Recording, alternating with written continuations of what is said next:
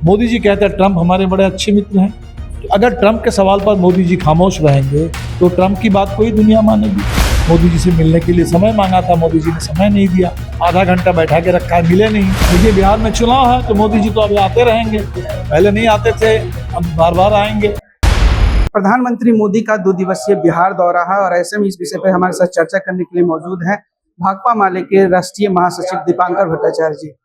दीपांकर भट्टाचार्य जी, प्रधानमंत्री मोदी बिहार के 2 दिवसीय दौरे पर आ रहे हैं, क्या कहेंगे? देखिए बिहार में चुनाव है तो मोदी जी तो अभी आते रहेंगे, पहले नहीं आते थे, अब बार बार आएंगे, चुनाव है इसीलिए।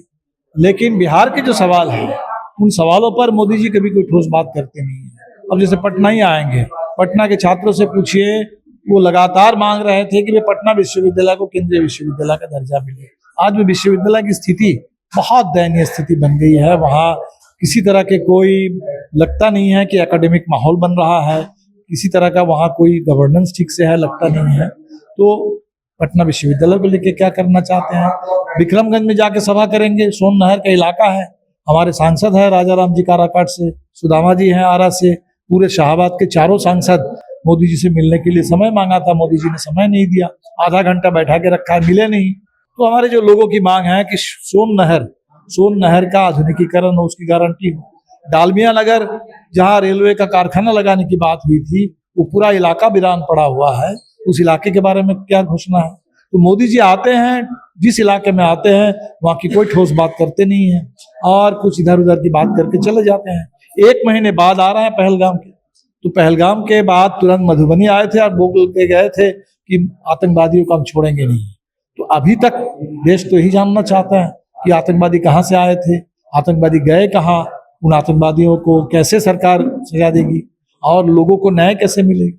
और सबसे बड़ा सवाल है कि जो ऑपरेशन सिंदूर शुरू हुआ अब अचानक रुका और ट्रंप कहते हैं कि हमने रोक दिया और मोदी जी उस पर खामोश रहते हैं।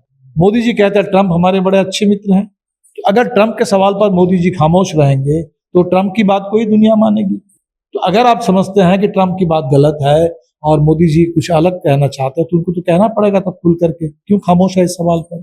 और जो लोग मारे गए पहलगाम में भी, जो लोग मारे गए थे, जो पुंछ में अभी मारे गए पाकिस्तान की गोलीबारी से लोग, उन लोगों के बारे में कहीं कोई ना तो कोई सम्मान, ना उनके लिए कोई मुआवजा, उन परिवारों के लिए, पीड़ित परिवारों के लिए कोई संवेदना आज तक हमने प्रधानमंत्री से कुछ कहते हुए नहीं सुना।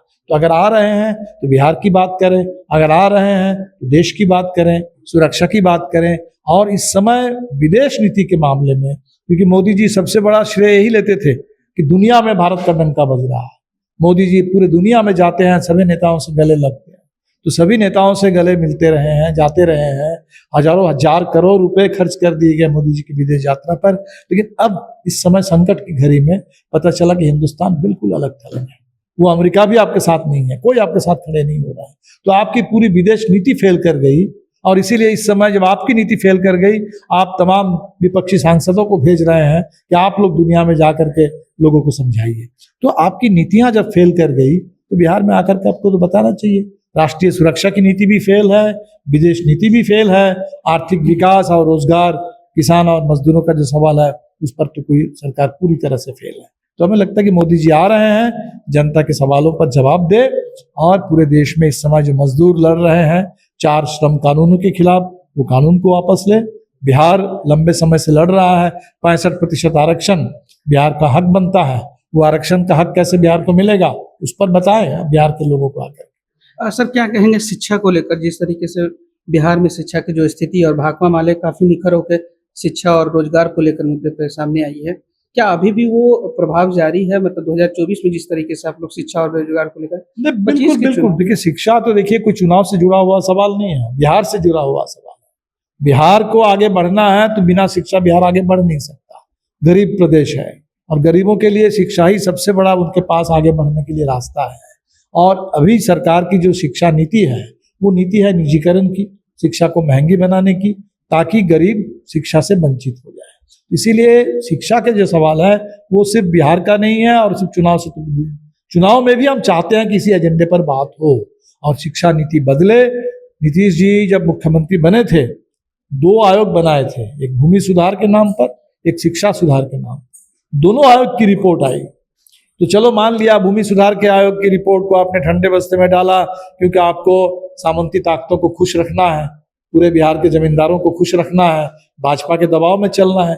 शिक्षा सुधार को, बिहार में शिक्षा सुधार को आपने क्यों रोका? उस आयोग की रिपोर्ट को आपने क्यों ठंडे बस्ते में डाला? और स्कूलों को आप क्यों बंद कर रहे हैं इस समय? कहीं स्कूल बताते हैं कि भाई भूमिहीन स्कूल है, कहीं बताते हैं कि भवनहीन स्कूल है।